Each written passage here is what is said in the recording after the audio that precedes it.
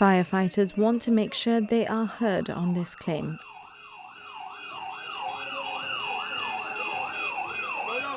It was the first demo of many to come, unless they get a response to their claim from the government. They haven't had the decency to acknowledge what the firefighters have been asking for in the respects of a claim which we feel is more than justified.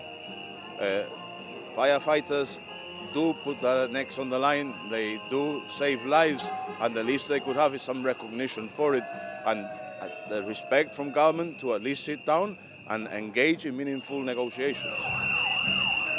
Despite the poor weather, there was no dampening of enthusiasm as around 40 members of staff were greeted by sirens of solidarity.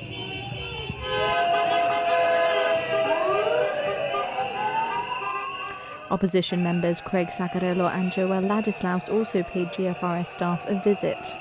The government has previously stated there is no justification for a pay increase, as there has been no change to the role. It's not about our roles only. Gibraltar has grown exponentially, both out and up. We have, in the past 20 years, we have so many risks that we've had to absorb.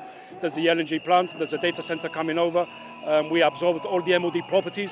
So the responsibilities might have not changed of what a firefighter means, but the amount of risks that we are exposed to nowadays is far more than what it was 20 years ago. You must understand that we are the most specialized fire service in the world. Any other fire services in the world, there might be certain aspects that we do that they only have a special department just for that. We cater every type of specialism that has to do with firefighting. Although there might be increased risk, we are very lucky in Gibraltar. We don't tend to see as many fires as in other areas. What would you say to people that would argue you don't have that many fires you're putting out? Why do you deserve more money? That is a very ignorant way of thinking. Because when it comes to fire service, we have to be 100% fully redundant. Because if something happens, we have to be prepared. That's all I can say. We will be providing 24-hour cover emergency service. We can guarantee that to the general public. That is a no-go area. That is a no-go area. But we will take and do whatever it takes to make sure we sit back in the table and we're able to negotiate what we feel is a justified gain. Unite claims government pays day shift workers 12.5% for shift disturbance, and those on rotating shifts, including nights, receive a 20% disturbance pay. GFRS is asking for the difference, 7.5%. If a fire service, like in UK or here for that matter, works during the day, they will be paid and compensated accordingly for day shifts. Fire services in UK and here should be compensated for night shifts. We just want to be put on par with our UK counterparts. If they work nights, they get paid an extra allowance. Can I just ask you, on that night shift, when there isn't a job or anything that night, what's the work entail? What do you do? Okay, so on a night shift, we go in and we carry out our normal routine maintenance. We do our essential safety critical checks.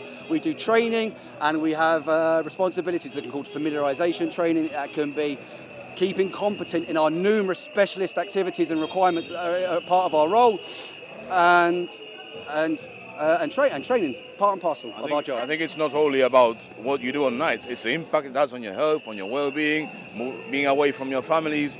Other government departments get recognition for working nights. Why can't the GFRS get the recognition for working nights? The government's argument is that it already has been recognised within their basic pay. Okay, well, there's another fire service in Gibraltar which doesn't work nights and they get the same basic pay. So if they want to use the argument, there's the result for it.